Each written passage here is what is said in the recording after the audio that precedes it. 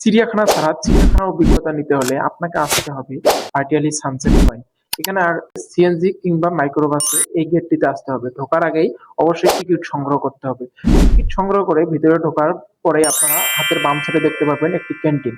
ক্যান্টিনে বিভিন্ন ধরনের খাবার আইটেম অর্ডার করতে পারবেন। তার সঙ্গে রয়েছে অনেক সুস্বাদু মোমো।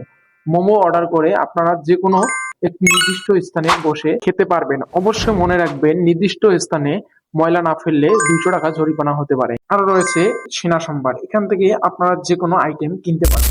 আরো এখানে রয়েছে বাচ্চাদের খেলার আইটেম। এর উপরে উঠে সানসেট পয়েন্টটি দেখতে অনেক ভালো লাগে। যে সকল জায়গা যাওয়া নিষিদ্ধ সে সকল জায়গা না যাওয়াটাই ভালো। আরো পাবেন এখানে নামাজের স্থান।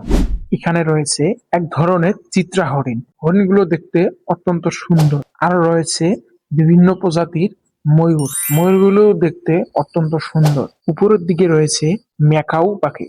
এই সবগুলো উপভোগ করতে হলে আপনাকে আসতে হবে সানসেট পয়েন্টে।